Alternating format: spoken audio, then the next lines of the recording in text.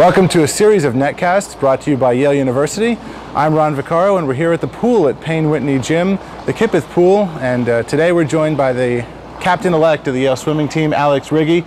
And Alex, most people we'd talk to being named the captain of the Yale swimming team would be the story. For you, it's one of several stories, but let's talk about the captaincy first. What did it mean to be elected by your teammates? It was a huge honor. I'd been hoping for it all year, but not necessarily planning for it, and I just tried to make my year the best that I could be, and just hope that it all fell into place at the end. And being captain is a great responsibility, but also a privilege, and there are a lot of things that need to be done on the team, and hopefully I can live up to everyone's expectations and get things done.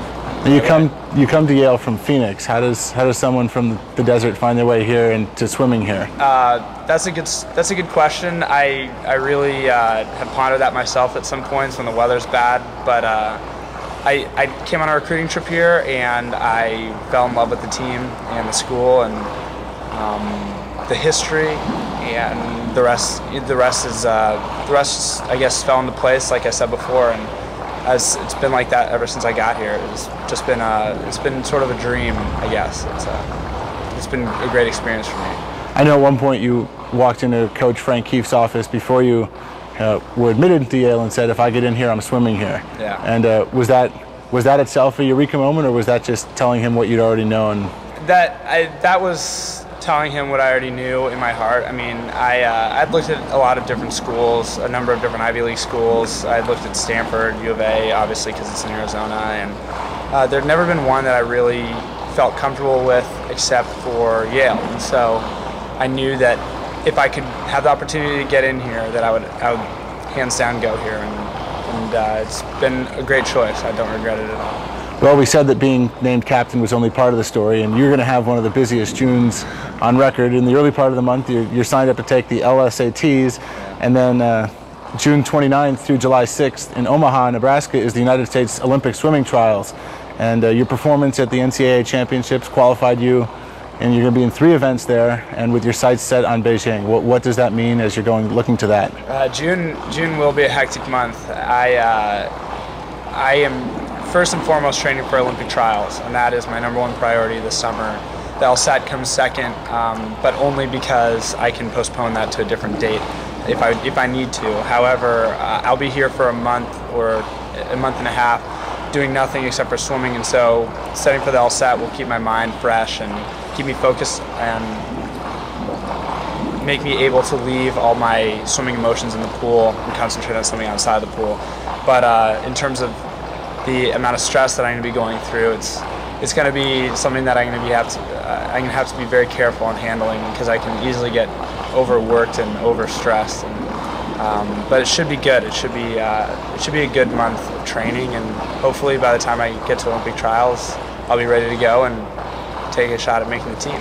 And you'll be swimming in the 50 and 100 meter freestyles, and you have said that your main goal is to make the 4x100 freestyle relay for the Olympics. That is the event in which I have the best chance of making it, because instead of taking the top 2, they take the top 6, and so as an alternate for the relay, I could make the team. Although it's going to take a lot of work. I'm swimming against men who are 28, 29 years old who have been swimming professionally for a number of years, and so they're ready to go to the Olympics, and I am taking my first shot at it. So as my first Olympic trials, it's going to be sort of eye-opening, but at the same time, I hope that my experience at NCAA championships will sort of acclimate me to that environment before going, because I don't want to have all that awe when I go there and not swim well because I'm so impressed with everyone else. Now, I can swim with these guys, and hopefully they'll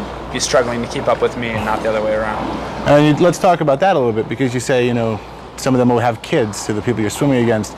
And the Olympics have been something that have been in your sights, but fair to say that for a while it was looking like, you were thinking London, and now you've got the opportunity for Beijing. Yeah, I'd say that's very true. Even up until the end of March this year, Beijing had been, on my mind, but a legitimate chance at going was something that I wasn't really planning on. And yes, London was in my mind. However, I've got a number of things I want to do before that happens. So we'll see if I ever make it to that point. But now that Beijing is sort of within reach to some extent, then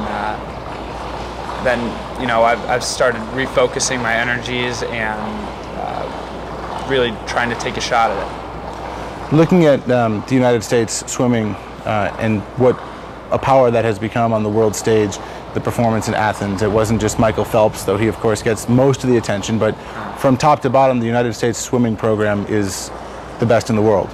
And what do you think about going to Omaha for the swimming trials when there's going to be network television focusing on it, and it is going to be, the story in the United States for a full week in the summer? And then even before Beijing, the focus in Beijing can be on many sports at once, but really for that week of the swimming trials, it's all on swimming. What does that mean as someone who must have grown up as a swimming fan to be at this point in the sport? It's kind of surreal, and especially knowing that I'm going to be up there in hopefully the big heats with the guys who I've watched and admired for a number of years. There's still a lot of work to do, but it's going to be sort of surreal, but at the same time I've got to put that feeling of awe, I guess, like I said before, I've got to put that behind me and realize that I can swim with these guys, that I'm able to be their competition as opposed to me trying to catch up with them. And so it's always been a childhood dream of mine to compete against these guys and compete in the Olympics. And now that I have a legitimate shot, it's almost a dream come true. I still have to make it to Beijing before it really becomes a dream come true, but I'm getting to that point. What do you think has been some of the main areas or main reasons for your progress to put you in this position? I think that a number of factors have contributed. I think that my coach, Tim Wise, has been very instrumental in getting me to train harder, pushing me outside of my comfort zone, making sure that I concentrate on my races and know exactly when I dive in the water how to swim each race to a T. I know exactly what I need to be doing on every single lap of 100 freestyle. And besides that, I weight train a lot. My weight coach at home, J.R. Rosania, has provided me with weight programs that have been very helpful. And on top of that, I think just the support of my team and the great friendships that I made here have really made swimming here enjoyable. And so that has obviously helped my mental attitude. I think that if swimming was my job at another school where I might have been getting paid for it, and the team might have been too focused and a lot of superstars in the team, I might have gotten lost in that whole atmosphere and sort of not been able to achieve my potential. One of the stories that will be talked about at the swimming trials is Speedo's new swimsuit, which to this point there have been, I think, 19 world records set on the international stage, and 18 of them have been set with Speedo's new LZR suit, which Mark Schubert, the head of the U.S. national team, has said is about 2% faster, but in swimming everyone knows that half of a percent means a lot. What do you think about that? I've had the opportunity to hold the laser. I've never worn it, and I would like to. I think that it's a testament to how well it's produced, that people have been able to drop so much time wearing it. I think that there are probably other factors involved, and everyone's getting faster. Swimming as a sport has gotten faster year by year, and I hope that they're going to give suits to everyone at Olympic trials to wear, and we'll see how fast they can go. I think that at this Olympics, if everyone's wearing those suits, will be probably the fastest Olympics of all time. We mentioned Mark Schubert, the head of the United States national team and a legendary swimming coach, and he said after the NCAAs that he was looking at 2 people, but you were top on his list from that for the Olympic team. And just having Mark Schubert say that, what does that mean to you? He specifically said he was looking at 2 people to continue swimming for 4 more years and be sort of the future of United States swimming, and that was very flattering for me. And that really put in my head the notion of swimming for 4 more years after this.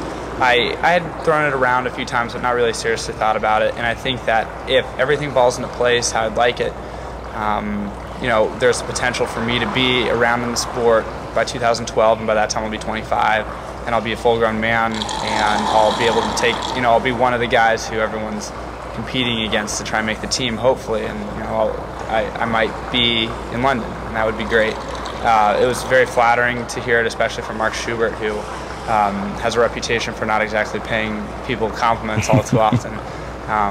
But it really motivated me to sort of reevaluate what my priorities are in my post-college years, and so we'll see how that all pans out.